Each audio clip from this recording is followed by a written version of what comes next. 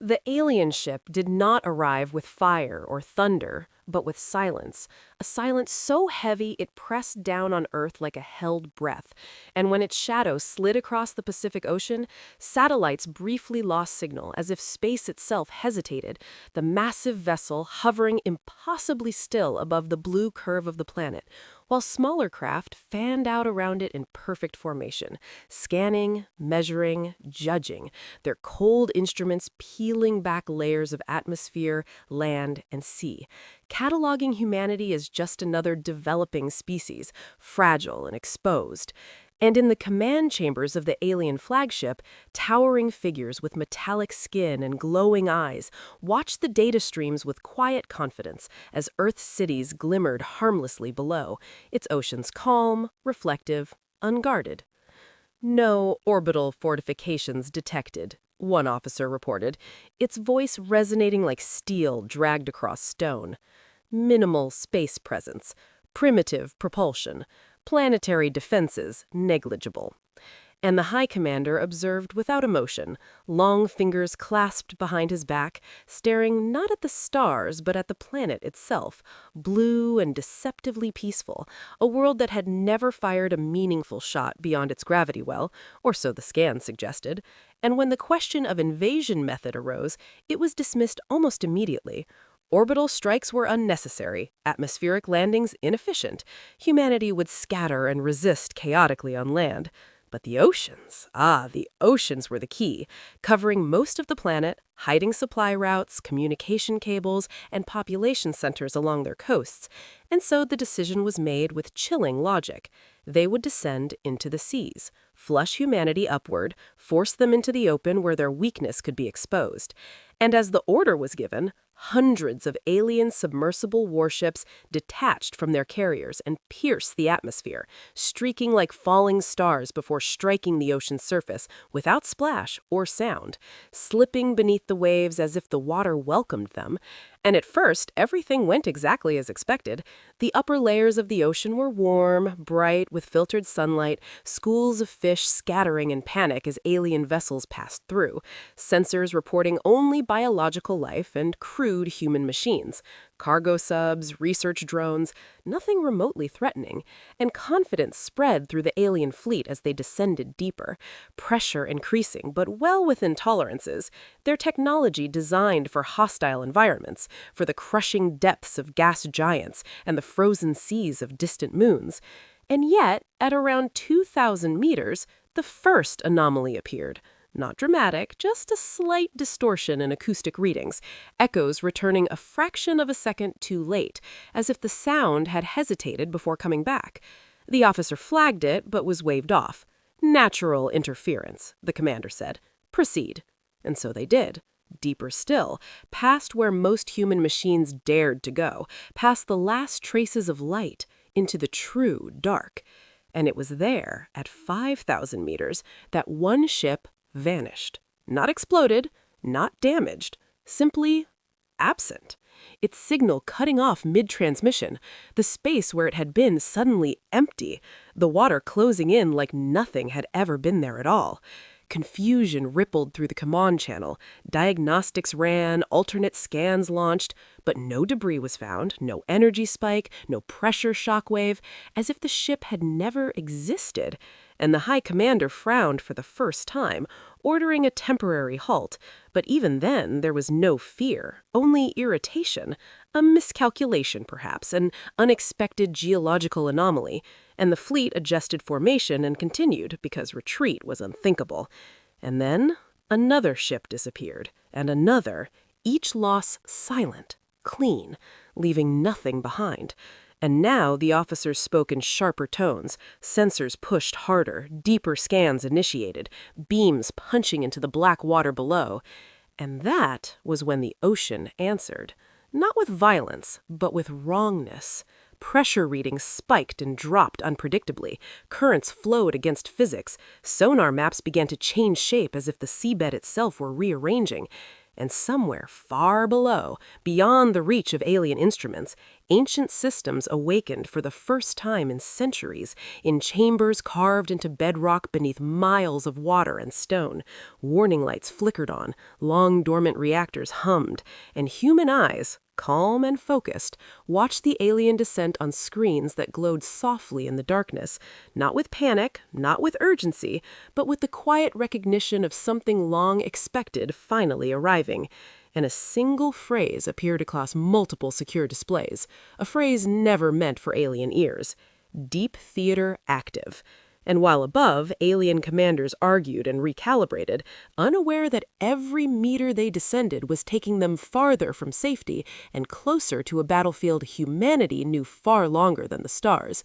A battlefield where pressure crushed hesitation, where silence was deadlier than sound, where humans had learned, painfully and patiently, how to survive when the world itself tried to kill them.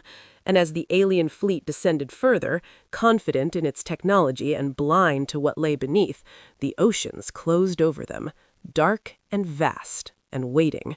And somewhere in that endless black, something human was already moving.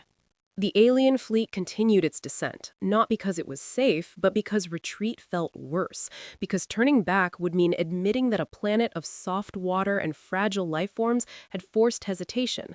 And so the High Commander ordered the formation tightened, ships drawing closer together as if proximity alone could restore control, their hulls gleaming faintly in the artificial lights as they sank deeper into the lightless ocean, pressure climbing steadily but still within design limits, still familiar, still manageable. Yet something about the water had changed, not in measurable ways at first, but in sensation, a subtle resistance, as though the ocean were no longer simply there, but actively present, pushing back against every meter of progress. And the sensors began to argue with each other, depth readings fluctuating by tens and then hundreds of meters without corresponding movement, sonar returns arriving distorted and stretched, echoes bending in ways that suggested vast empty spaces where the seabed should have been solid, and then compressing suddenly as if the same space had collapsed inward. And officers exchanged uneasy glances as the High Commander demanded recalibration after recalibration, his voice still steady but no longer confident, because for the first time the environment was no longer obeying known physics, and when the first low-frequency vibration rolled through the fleet, it was felt rather than heard, a pressure wave that passed through hulls and bodies alike, causing some officers to stumble, claws tightening on railings, internal organs shifting uncomfortably as if gravity itself had briefly changed direction. And the vibration came again, stronger, rhythmic now, spaced with deliberate precision, and no seismic activity registered, no tectonic movement, no volcanic disturbance, nothing that could explain why the ocean felt as though something vast had exhaled. And then, without warning, a forward reconnaissance ship at the edge of the formation lost power, its systems going dark one by one before the vessel simply folded inward, not exploding, not rupturing, but collapsing smoothly, silently, crushed into a dense, unrecognizable mass in less than a second. And the stunned silence that followed was broken only by frantic reports as officers scrambled to identify the weapon used, the energy signature, the source, and found nothing. No detectable attack, no hostile fire, only pressure readings spiking momentarily and then returning to baseline, as if the ocean itself had briefly clenched a fist and then relaxed. And when the High Commander ordered weapons armed and countermeasures deployed, the response was immediate but useless. Energy lances fired into the water dissipating as their coherence collapsed, guided torpedoes veering off course as pressure gradients twisted their paths, explosive charges detonating harmlessly against invisible walls of density. And with every failed response, the fleet's confidence bled away, replaced by something colder and far more dangerous than fear. confusion, because their technology was not being overpowered, it was being ignored, treated as irrelevant by an environment that did not acknowledge their presence as a threat worth responding to directly. And then the sub-hunters were sent ahead, autonomous scouts designed to sacrifice themselves if necessary, and their feeds streamed briefly back to the flagship, showing darkness, drifting particulate matter, and then movement, something smooth and impossibly large passing close enough to distort the camera feed without ever fully appearing, its surface absorbing light rather than reflecting it.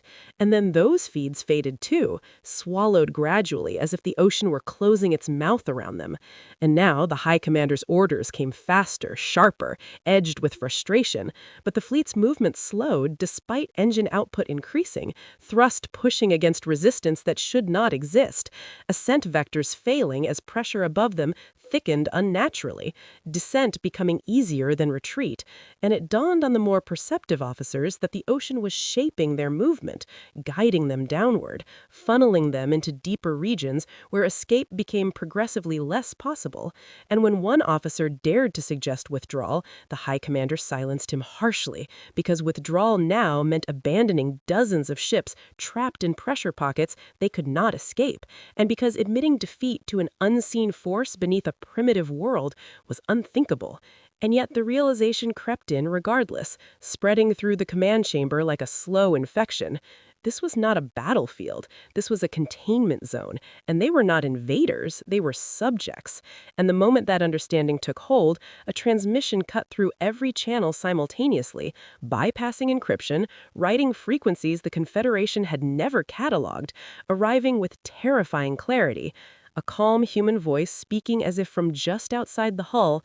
"You're still thinking in surface terms," it said, unhurried, almost patient, and the High Commander demanded identification, demanded to know how the signal was penetrating their systems, but the voice continued without acknowledging the interruption. "Your ships are designed to resist pressure. Ours were designed to command it." And suddenly, alien screens filled with data that did not originate from their own sensors, layered maps of the ocean broken into invisible corridors and dead zones, pressure wells labeled like minefields, acoustic shadows marked as ambush points, gravity distortions plotted with surgical precision. And the horror of it settled in as the High Commander realized these maps were not theoretical, not recent, but the product of long familiarity, of an intelligence that had lived and trained in this environment for generations. And when the human voice spoke again, there was something almost regretful beneath the composure.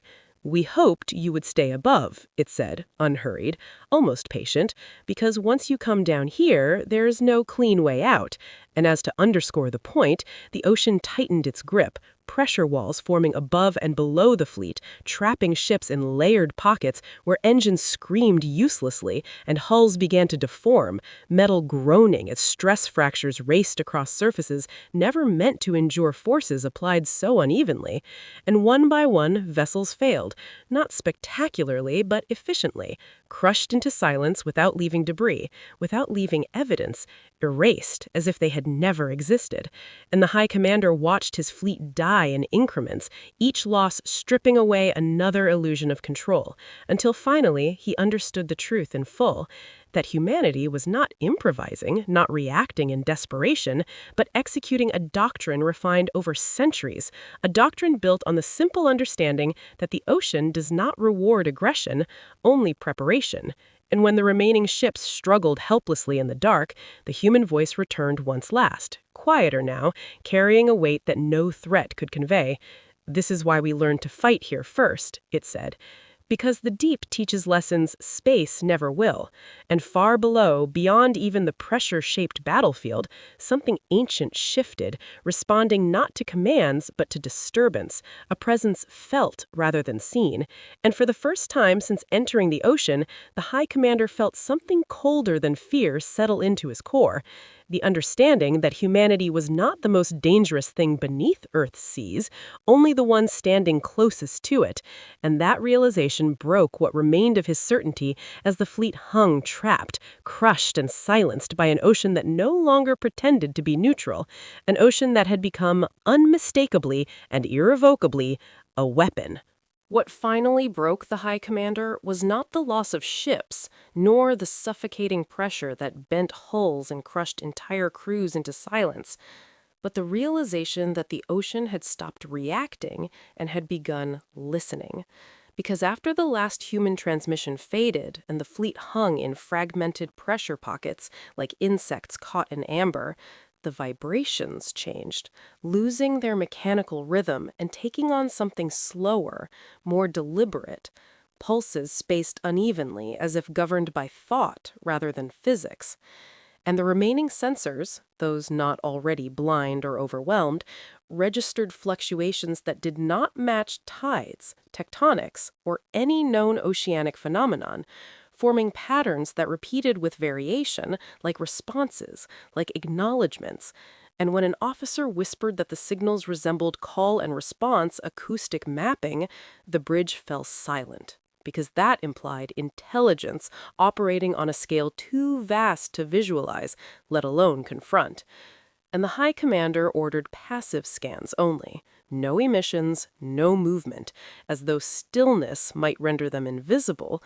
But invisibility was no longer an option, because something vast displaced the water below them, not approaching so much as unfolding, and the pressure gradient climbed steadily, not crushing, not attacking, but asserting presence, defining boundaries. And then the darkness beneath the fleet deepened further, absorbing even the faint bioluminescence stirred by their passage, creating a void where light seemed unwilling to exist. And within that void, shapes suggested themselves at the edge of perception, not singular forms, but layered contours, ridges upon ridges, structures so large that the mind rejected them outright, because nothing living could occupy that much space and still function. And yet, the acoustic returns insisted otherwise, painting an image of vast hollow chambers, armored surfaces older than tectonic plates, and internal voids that resonated when the vibrations passed through them, producing tones low enough to be felt in bone rather than heard. And the High Commander felt his limbs grow heavy as gravity subtly shifted again, not enough to register as an attack, but enough to disorient, to remind every being aboard that control of the environment had passed entirely out of their hands. And then the human voice returned, but this time it was layered, no longer a single transmission, but many synchronized signals overlapping perfectly, coming from multiple vectors at once, from above, around, and, impossibly, from below the deepest pressure readings. And it said, "We didn't build this place to win battles," and paused, letting the silence stretch until even the hum of failing systems seemed intrusive. "We built it to keep promises." And the High Commander demanded clarification, his voice cracking despite every effort to maintain authority, and the response was not immediate, as though whoever, or whatever was speaking, was considering how much truth to reveal. And when it finally came, it came not as explanation, but as history, fragments of data flooding alien displays, not tactical schematics, but records, timelines stretching back centuries, showing early human submersibles vanishing into depths once thought unreachable, experimental habitats crushed and rebuilt deeper, sonar maps annotated not with resources, but with warnings, exclusion zones marked not by military command, but by civilian authority. And gradually, a narrative emerged, horrifying in its restraint, that humanity had not discovered something ancient in the deep so much as stumbled into it, awakened it briefly, recognized the danger, and then chosen a path no other spacefaring species ever had, not exploitation, not extermination, but containment. And as the data streamed in, the High Commander understood the scale of that decision, because maintaining a living boundary in an environment this hostile required constant presence, constant sacrifice, generations of crews trained not to conquer, but to endure, to observe, to respond when the thing beneath shifted or stirred. And the human voice continued softly, almost reverently now.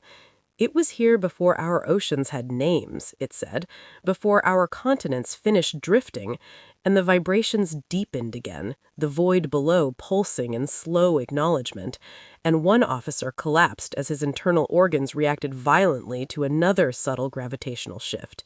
Medics dragging him away as hull integrity alarms wailed briefly before being silenced by system overrides that no longer responded to alien command codes. And then the twist landed with quiet devastation, because the human voice added, "You weren't detected as invaders," and paused. "You were detected as a disturbance." And the implication rippled through the bridge, because disturbances are not negotiated with, they are corrected. And suddenly, the pressure pockets holding the remaining ships began to drift, not randomly, but in converging trajectories, nudged gently toward a vast central depression that the sensors had previously dismissed as an anomaly, now revealed as an opening, a mouth or a gate, or something far worse. And the High Commander realized with a cold clarity that humanity was not directing this process in real time, was not firing weapons or issuing commands, but had merely removed safeties, allowed a system older and more powerful than any fleet to do what it was designed to do when the balance was threatened.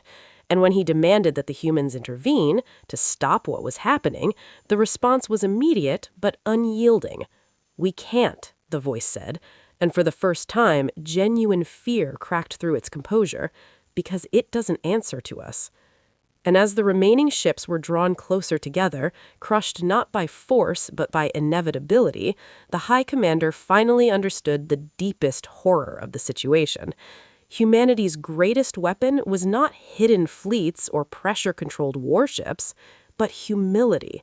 The willingness to acknowledge something greater and choose coexistence over domination.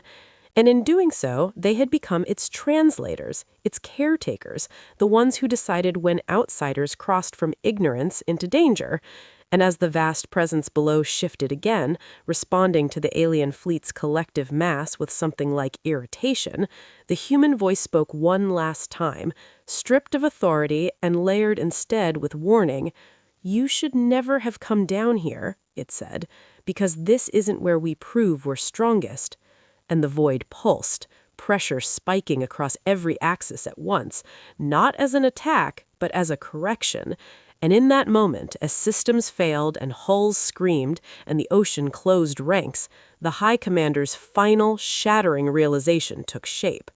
The ocean was not humanity's ally, nor its weapon, nor its domain. It was a responsibility they accepted, a debt they paid in silence. And now, as the deep answered a disturbance it had tolerated only briefly, the alien fleet learned too late that humanity did not rule the abyss. They stood watch at its edge. The alien fleet had retreated into orbit, battered, broken, and humiliated. Yet the High Commander remained on his bridge, staring at the calm blue expanse above, not realizing the true victory had never been measured in ships destroyed, but in knowledge gained. And as Earth's oceans returned to deceptive stillness, their surface glittering in the morning sun while below the darkness stretched unbroken for miles, human command centers across the planet exhaled quietly, officers leaning back, some hands on foreheads, some gripping railings, but none celebrating, because they knew better. They had learned from the ancients that the ocean was a patient teacher and that peace had been preserved today only through restraint and understanding. And Admiral Duan Park, standing on the observation deck above the Pacific, watched the holographic displays of the fleet rising from their hidden bases, hundreds of thousands of ships now visible, lights shimmering like stars beneath the waves, not as a threat, but as a statement. And Captain Ji Soo Lee, beside him, checked her tablet again, confirming every vessel was accounted for, systems fully operational, AI cores active. Yet the tension did not leave her shoulders. because the ocean had taught them something more than strategy. It had reminded them that power alone is meaningless without wisdom.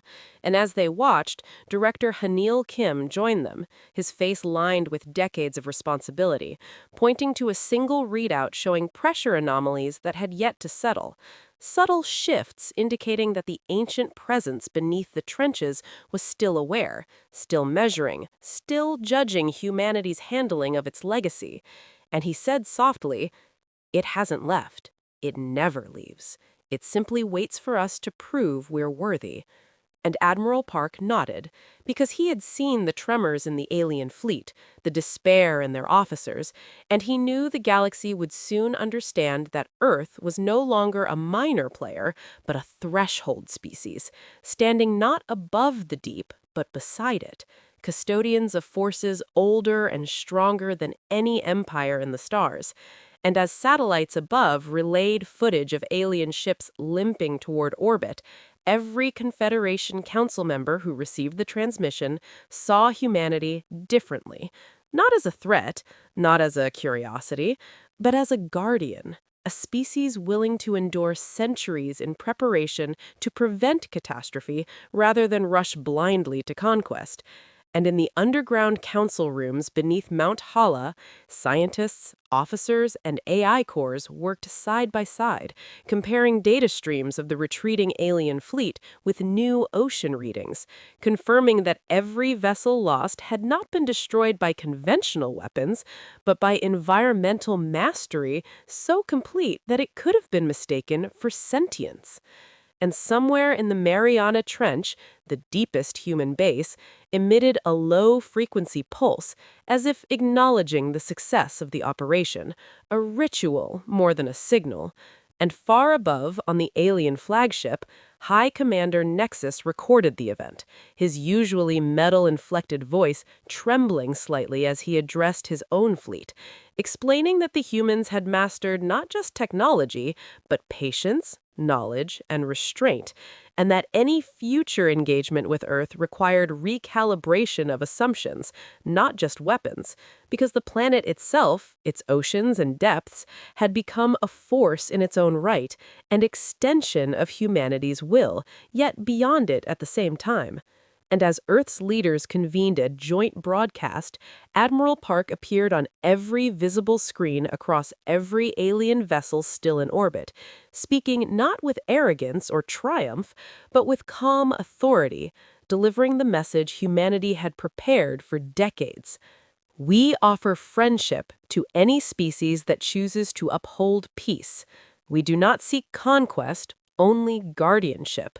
We will protect those who cannot protect themselves, and we will challenge those who would endanger life, not for glory, but because it is right." And the message, simultaneously translated and transmitted across the galaxy, resonated in ways the alien species could not fully comprehend, because words alone could not explain the centuries of preparation, the hundreds of hidden bases, the ancient technologies revived and mastered, nor could they convey the silent covenant with the ancient presence lurking below the oceans, the entity humanity had never named and likely never would, whose approval had been earned this day. And as the message ended, Earth's fleet performed a synchronized display, millions of ships rising from the ocean in formation, black hulls reflecting sunlight, engines humming softly like a collective heartbeat, a demonstration not of threat, but of readiness, of responsibility, of stewardship. And in the moon-based laboratories, Dr. Mina Park activated a new AI core, the first jointly developed by humans and aliens who had chosen to remain on Earth. And as its systems booted, the glowing crystal at its center pulsed with a soft blue light, its first words appearing on screens in perfect synchronization with human observation. Ready to protect, ready to serve, ready to learn. And beyond the planets, across light years of space, alien fleets and Confederation councils received fragments of intelligence, images and signals that made them rethink every prior assumption, that humanity was no longer naive, no longer weak, that Earth's oceans had hidden more than ships. They had hidden the ability to survive the impossible, to channel the unimaginable into preparation, patience, and morality. And on the surface, civilians looked on as oceanic patrols, once secret, were now revealed, ships rising and lowering openly, waves parting and collapsing around them, showing the world that the planet had always had the strength to protect itself, and, by extension, the galaxy. And Admiral Park, standing quietly on the observation deck, spoke to Captain Ji-Soo Lee in low tones. "They will fear us, yes, but more importantly, they will respect us, not because we fight, but because we understand what cannot be fought."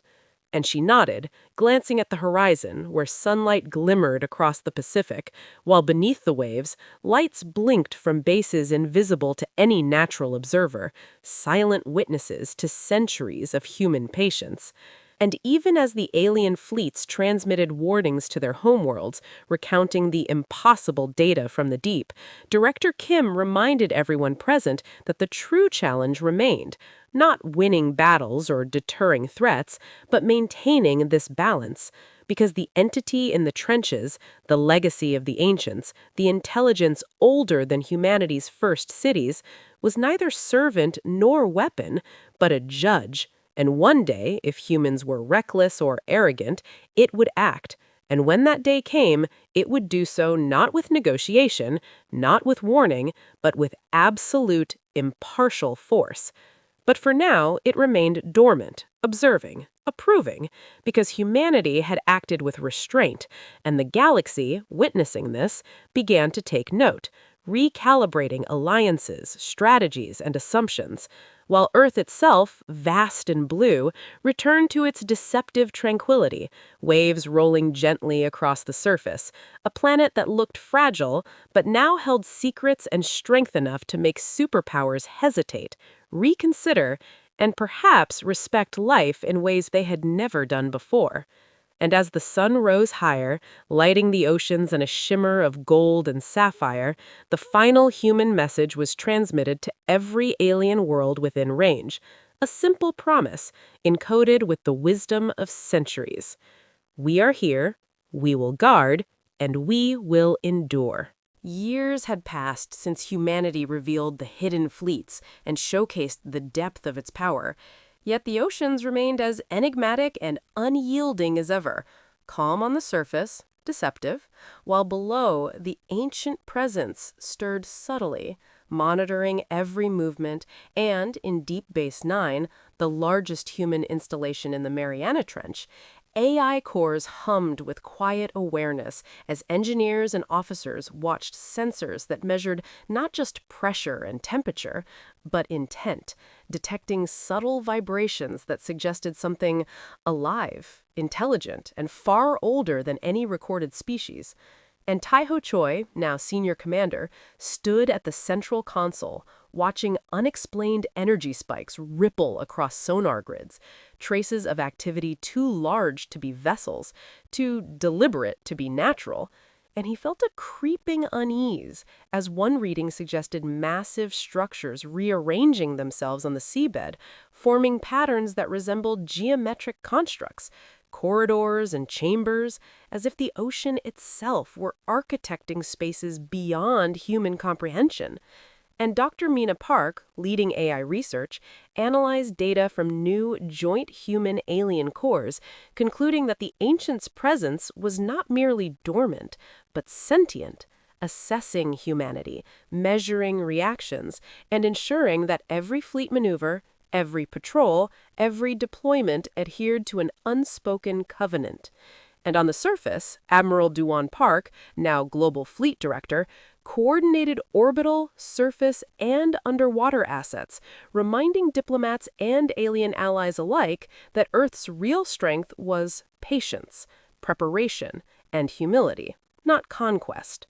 Yet, across the galaxy, alien historians quietly updated records, cataloging humanity as unpredictable custodians, a species whose technology was powerful, but whose wisdom in wielding it was the true weapon.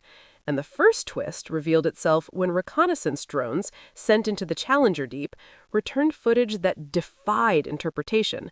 Vast shapes, luminous and undulating, moving in slow, deliberate patterns, structures larger than fleets, seeming to respond to the presence of humans and alien technology alike, as if the ocean itself were aware of who approached and adjusting its behavior accordingly. And Taiho watched his screens, understanding that humans were no longer alone in the stewardship of the deep, but had awakened a force that was older, larger, and more intelligent than anything humanity had ever encountered.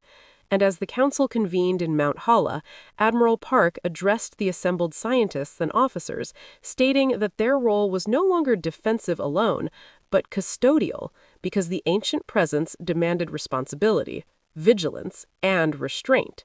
And the AI cores reinforced this lesson, transmitting patterns of awareness and movement to humans, teaching them subtle communication protocols with the entity that could not be spoken aloud, but only interpreted through observation and action.